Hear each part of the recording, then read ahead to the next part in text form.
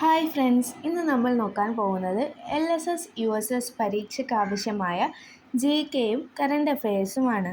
ഇതിൻ്റെ part 1 video കാണാത്തവർ തീർച്ചയായും കാണുക. പാർട്ട് 1 വീഡിയോ ചാനലിൽ LSS USS എന്ന പ്ലേലിസ്റ്റിൽ ലഭ്യമാണ്. നിങ്ങൾ ഈ ചാനൽ ആദ്യമായി കാണുകയാണെങ്കിൽ ചാനൽ സബ്സ്ക്രൈബ് ചെയ്യുക, കൂടെയുള്ള ബെല്ലൈക്കൺ കൂടി എനേബിൾ ചെയ്യുക. എന്നാൽ മാത്രമേ ഞങ്ങളിടുന്ന പുതിയ വീഡിയോസ് നിങ്ങൾക്ക് നോട്ടിഫിക്കേഷനായിട്ട് ലഭിക്കുകയുള്ളൂ. അപ്പോൾ നമുക്ക് വീഡിയോയിലേക്ക് കടക്കാം. 2024 ലോക ആരോഗ്യ ദിനത്തിൻ്റെ പ്രമേയം എന്താണ്?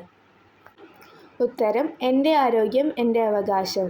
എൻ്റെ ആരോഗ്യം എൻ്റെ അവകാശം എന്നതാണ് 2024 ലോക ആരോഗ്യ ദിനത്തിൻ്റെ പ്രമേയം.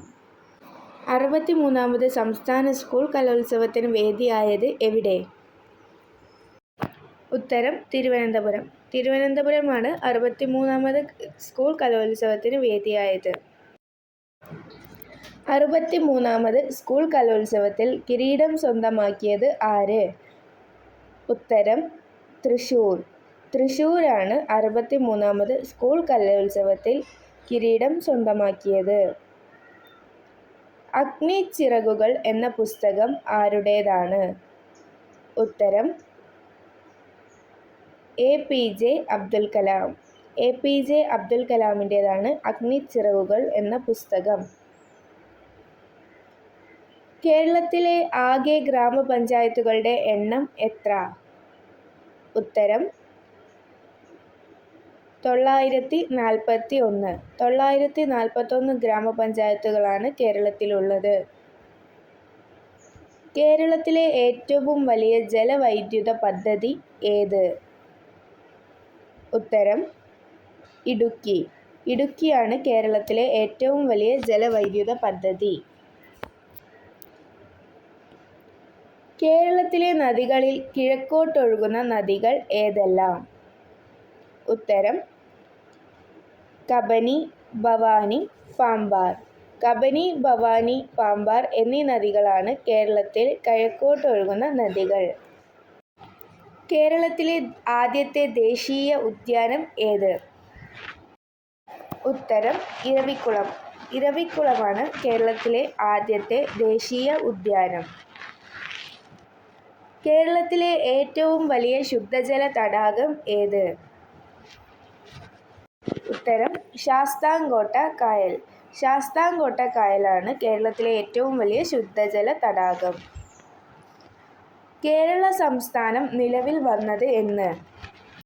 ഉത്തരം: 1956 നവംബർ 1. 1956 നവംബർ 1 കേരള സംസ്ഥാനം നിലവിൽ വന്നത്. കേരളത്തിൻ്റെ ഹരിത ശ്വാസകോശം എന്നറിയപ്പെടുന്ന പക്ഷി സങ്കേതം ഏത്? ഉത്തരം: മംഗളവനം. മംഗളവനമാണ് കേരളത്തിൻ്റെ ഹരിത ശ്വാസകോശം എന്നറിയപ്പെടുന്ന പക്ഷി സങ്കേതം. കേരളത്തിൽ ഏറ്റവും കൂടുതൽ പട്ടണങ്ങൾ ഉള്ള ജില്ല ഏതാണ്? ഉത്തരം: എറണാകുളം.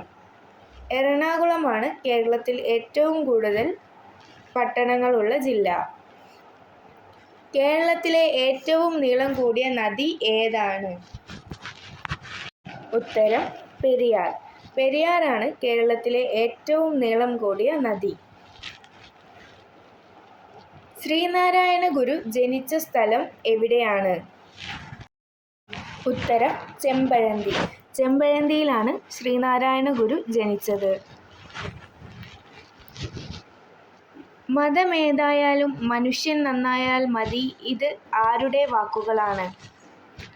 ഉത്തരം: ശ്രീനാരായണ ഗുരു. ശ്രീനാരായണ ഗുരുവാണ് മതമേതായാലും മനുഷ്യൻ നന്നായാൽ മതി എന്ന വാക്ക് പറഞ്ഞത്.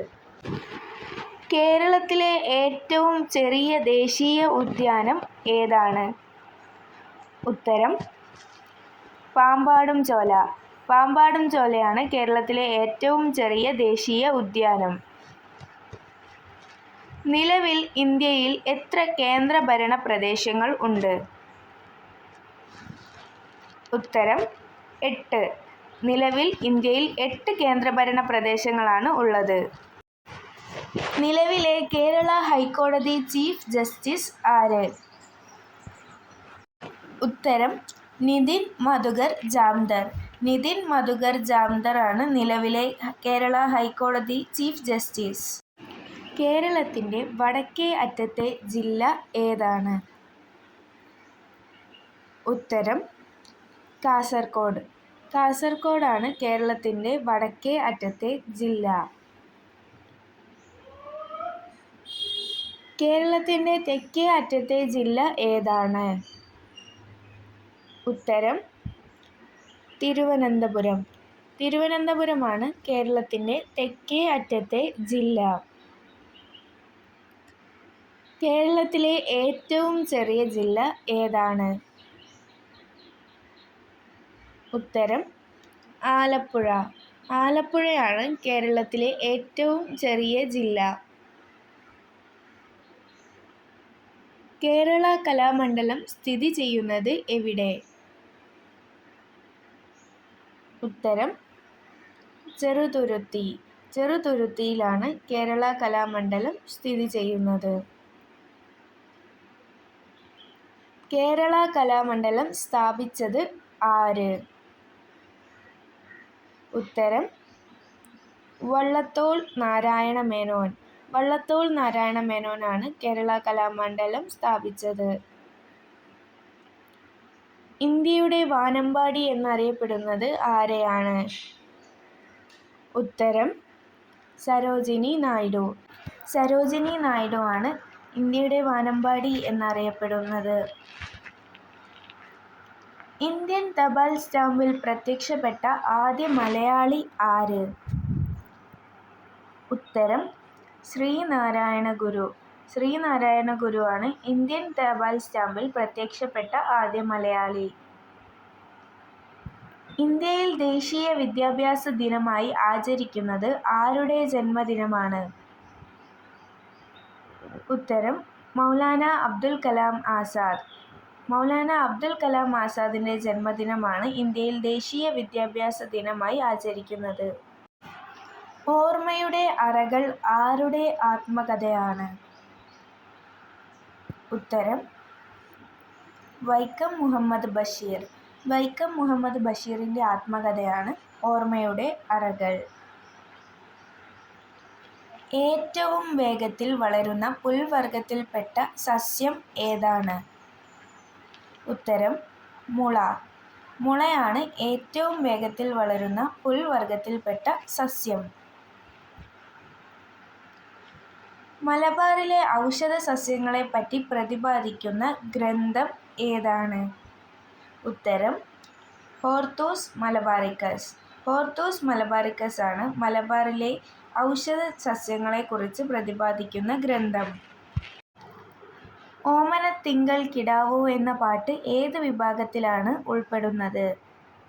ഉത്തരം താരാട്ട് പാട്ട്. താരാട്ട് പാട്ടിലാണ് ഓമനത്തിങ്കൾ കിടാവോ എന്ന പാട്ട് ഉൾപ്പെടുന്നത്. കേരളത്തിൽ സലീം അലിയുടെ പേരിൽ അറിയപ്പെടുന്ന പക്ഷി സങ്കേതം ഏത്? ഉത്തരം തട്ടേക്കാട്. തട്ടേക്കാടാണ് കേരളത്തിൽ സലീം അലിയുടെ പേരിൽ അറിയപ്പെടുന്ന പക്ഷി സങ്കേതം.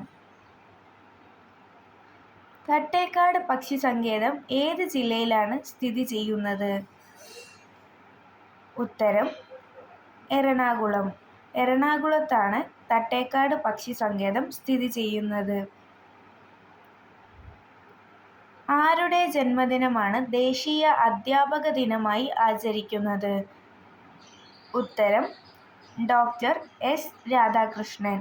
ഡോക്ടർ എസ് രാധാകൃഷ്ണൻ്റെ ജന്മദിനമാണ് ദേശീയ അധ്യാപക ദിനമായി ആചരിക്കുന്നത്.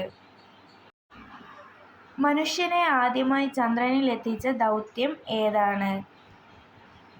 ഉത്തരം അപ്പോളോ 11. അപ്പോളോ 11 ആണ് മനുഷ്യനെ ആദ്യമായി ചന്ദ്രനിൽ എത്തിച്ച ദൗത്യം. PR ശ്രീജേഷ് ഏത് കായിക ഇനവുമായാണ് ബന്ധപ്പെട്ടിരിക്കുന്നത്?